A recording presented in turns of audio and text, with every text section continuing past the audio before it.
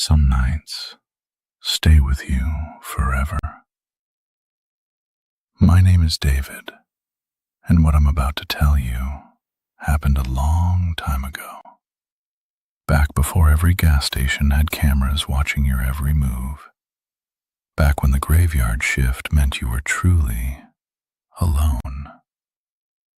I worked the night shift, 11 p.m. to 7 a.m. A gas station, middle of nowhere. Most nights, dead silent. But this night was different. It was late, really late. The kind of late where time stops meaning anything. I was leaning against the counter, flipping through a magazine, fighting to keep my eyes open. The only sound? That faint buzzing, fluorescent lights humming their electric lullaby. I'd gotten used to it. I'd gotten used to the silence. That's when I heard it. The door. I looked up. A man walked in. Tall, 30s, athletic build, like he might have been a pro athlete once. But that's not what I noticed. He was covered in blood. Not a little, not a smear. Covered. Chest, face, arms, everywhere. So much blood that my brain couldn't process it, couldn't make it real.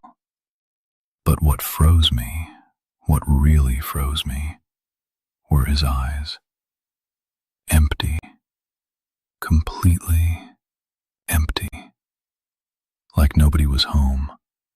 Like he didn't even realize what he looked like. He was calm, relaxed, bored even. I couldn't look away.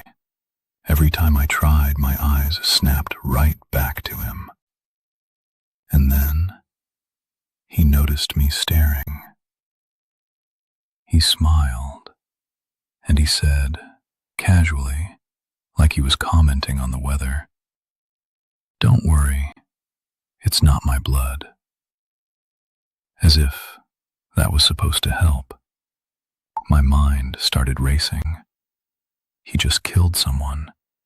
He's a murderer. He might kill me next. But somehow,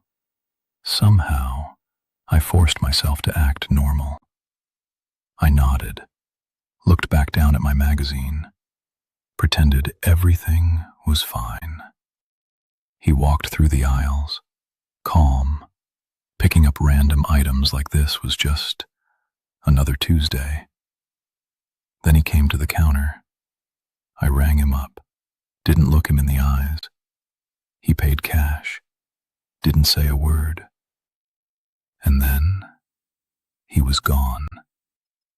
The second I heard his car start, I grabbed the phone.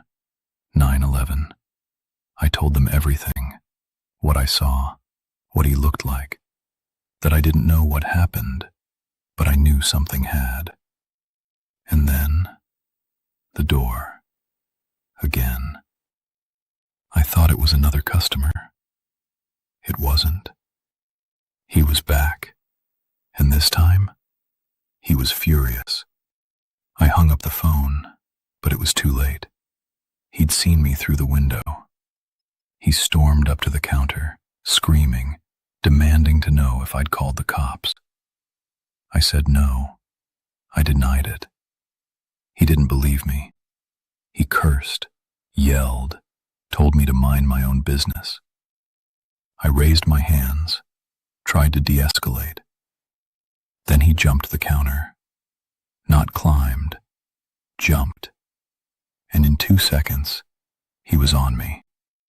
He was strangling me, on the floor, hands around my throat. I'd never been in a real fight before, and I was certain he was going to kill me. I thrashed, kicked, scratched, bit, anything. His blood was all over me now, smeared on my clothes, my face. I couldn't breathe. And then, desperate, I screamed, "I have a gun! I'll use it!" It was a bluff, but it worked. He stopped, scrambled off me, ran out the door. I lay there, shaking, covered in blood that wasn't mine. The police showed up 10 minutes later. They saw me, left to search for him. I never heard from them again. Nothing on the news, no follow-up, nothing. That was the scariest night of my life. And to this day, I still don't know whose blood that was.